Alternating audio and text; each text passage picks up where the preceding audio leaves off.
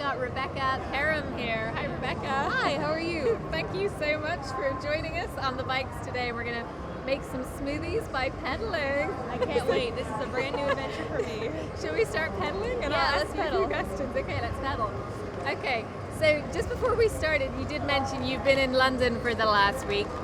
So what's been the favorite place that you've seen in London over the last week? Oh, goodness. You know, I really enjoyed Hampton Court.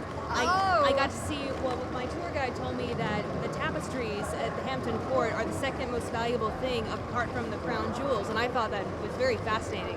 And I got to sit exactly where Henry VIII sat when he was hosting his dinners and everything.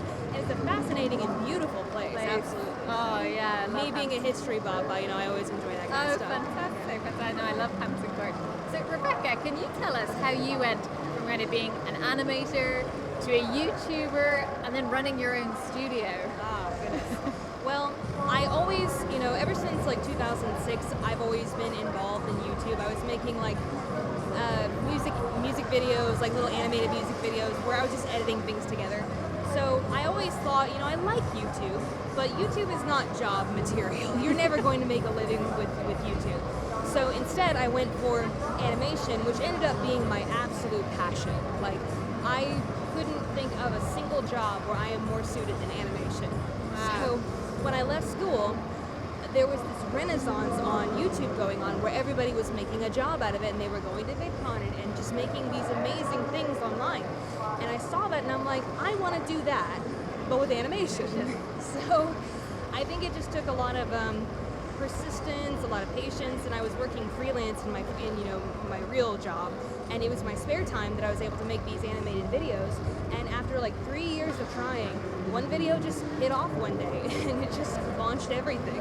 And I had made Let Me Explain Studios as my freelancing business. So for it to like change from freelancing to seamlessly into a YouTube channel, it all worked out really well. But I mean, I think something that's really important is that you have this amazing talent that's then showcasing that on YouTube, as opposed to not really having something that you're putting on there. Does that make sense? So because I think your storytelling and narration are so good. I mean, is this something that you learned, or is this do you have a process? Or? Well, I went to school for animation, and I went to what is considered one of the best computer animation schools in America, where they teach you the entire pipeline from beginning to end of making a short film, and that includes storytelling. And I was never the best lighter, I was never the best modeler or character designer, but I always shone in storytelling.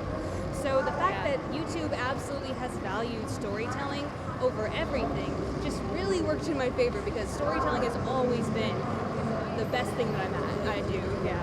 And what about singing and voiceover? I mean, all these talents. Like, is this? Well, the singing actually came from my theater days, where before animation came into the picture, I wanted to be on Broadway. So I just never stopped doing the singing, just because it's a great creative outlet apart from animation, because it's an instantaneous thing. It's like, I don't have to sit here for 10 hours every day making singing. I can just sing. So it's a great emotional release, where if I just want to get an emotion out, I just sing about it. Yeah. And Rebecca, do you work mainly by yourself, or do you work in collaboration? Well, for a while there I was working by myself, but I was just trying to get into a financially responsible position where I could bring on people, and I finally have gotten there. Amazing. And I now have at least 2 artists periodically coming on, at least 2 who are constantly there, and then a couple of others who will constantly periodically do stuff for me. But ultimately, I'm working with a team now, and it feels great, because animation is the most collaborative art form on the face of the planet. So it just, by definition, it's made for people to come on and help. Yeah. So who in the world of animation inspires you? Oh, let me just go down my list. I've always cited that one of my big heroes in animation is a gentleman by the name of Glenn Keane, who is a Disney legend at this point. He animated The Beast, he animated Ariel, Aladdin, Tarzan, and what I've always enjoyed about his work is that you can see a soul behind those eyes. And he understands that,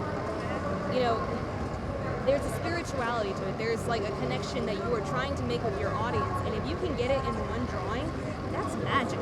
I'm absolutely enthralled with my own art form sometimes, because to me, the fact that I can make you think that that drawing has feelings and dreams and emotions, that's like, I'm a wizard. Yeah. my fellow animators, they're all wizards to me. No, it's amazing. So a few quick questions. What do you think is the best invention of the last century? Of the last century? Yeah. For any century. Oh. Best invention ever. Well, I think I'm obligated to say the internet because it now enables me to do the job that I love to do. So I kind of have to say that because, you know, the internet has provided not just, you know, the platform of YouTube, but many different platforms for people to work independently, especially in the entertainment world where it's very easy to, you know, not be able to get your foot in the door and get really bogged down by the system. And, you know, and we're allowed to talk about what we want to talk about. We're allowed to make the content that we want to make, and the audience gets to choose what they want to see. So it just feels like we have power as you know, the common people. We don't have to be attached to some Hollywood producer in order to get our creativity out there and for eyes to be on it. So I have to say the internet is pretty great.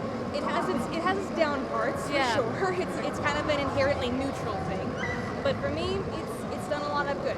Yeah, and for the rest of us, we get to see your work. That's the main thing, isn't it? So what's your favorite piece of art?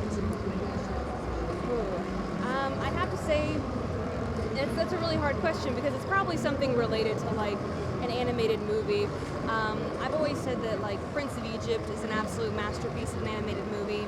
I love certain moments of the Beast in Beauty and the Beast where you can just see a thought process behind his eyes and you can see the human within him, but he's constantly at battle with the beast within him, and it's so beautifully and masterfully portrayed. So, and animation to me is just this ultimate art form where it requires illustration, it requires sculpture because you have to think sculpturally, you know?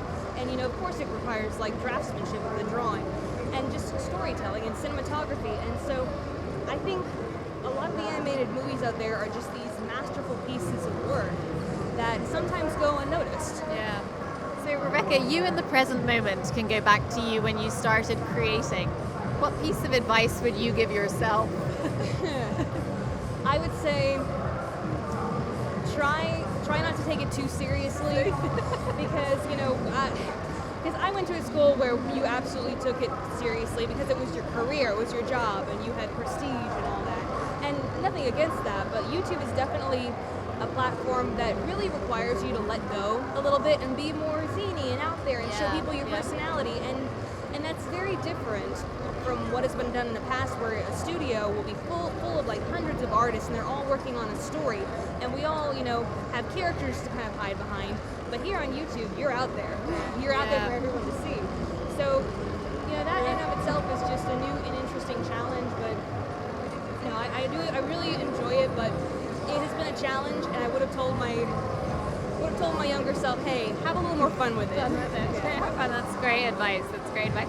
So, who or what turns you on or inspires you? What else? I should probably say. Right.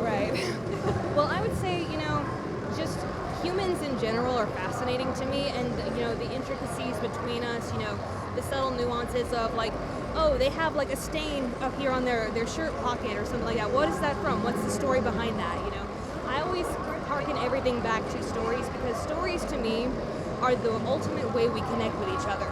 Because, you know, whenever we feel lonely, the world can feel like a very big and lonely place.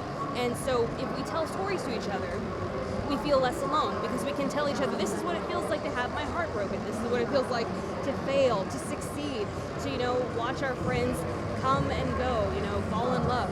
And so it's just this amazing way we can connect to each other. And it's not just, you know, animation, it's filmmaking, it's vlogging, it's, you know, a cooking channel where you can share a little bit of like why you make these cookies for this recipe. So I think that's what really gets me going, is seeing the story in everything.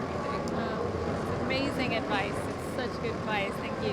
So what turns you off? What put you off? Well, egos. I'd say like in people, in corporations, you know, this idea of I can do no wrong. I'm unbreakable. You know, I can't be moved. I'm right about everything. I can't stand that. Okay, so my last question, and I think we've definitely made our smoothies. Oh yeah. is we just credited your bank account with £1 million.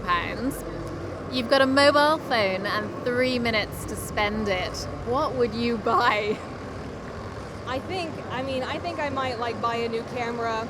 I might pay off some bills, and then the rest of it, I only have 3 minutes, right? I just pick some charities and boom.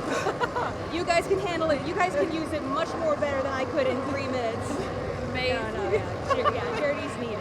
Amazing. Thank you so much, Rebecca. And I'm so impressed you've kept pedaling the whole time. Yeah. I thought that's what I'm supposed to do, right? Thank you for joining us at VidCon. Now we got to go try the smoothies. Yes.